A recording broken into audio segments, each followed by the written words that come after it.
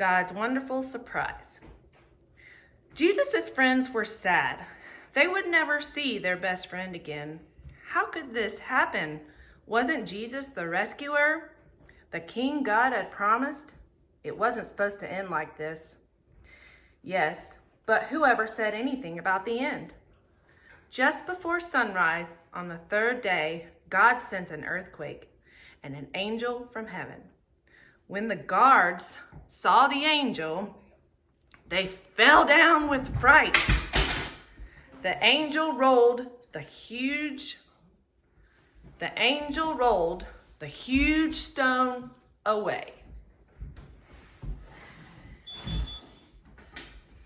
And sat on top of it and waited. At the first glimmer of dawn, Mary Magdalene and other women headed to the tomb to wash Jesus' body. The early morning sun slanted through the ancient olive trees, drops of dew glittering on leaves and grasses. Little tears everywhere. The friends walked quietly along the hilly path through the olive groves until they reached the tomb, and immediately noticed something odd. It was wide open. They peered through the opening into the dark tomb, but wait, Jesus' body was gone. And something else. A shining man was there with clothes made from lightning. Don't be scared, The angel said, but they couldn't help it.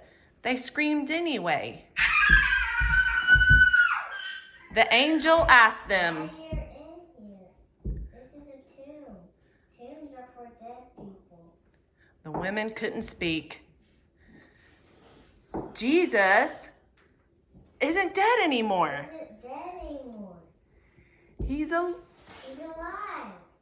And their hearts leapt, and the angel laughed with such gladness that they felt for a moment as if they had woken from a nightmare. The other woman rushed home, but Mary stayed behind. How could it be true? Jesus was definitely dead. How could he be alive? Just then, Mary heard someone else in the garden. Perhaps he's the gardener, she thought. He'll know where Jesus' body is. I don't know where Jesus is. I can't find him. But it was all right. Jesus knew where she was, and he had found her. Mary. Only one person said her name like that.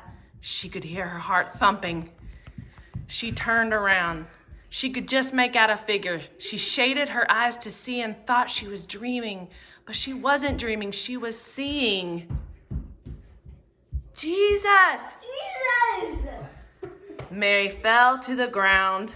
Sudden tears filled her eyes and great sobs shook her whole body, and all she wanted in that moment was to cling to Jesus and never let him go.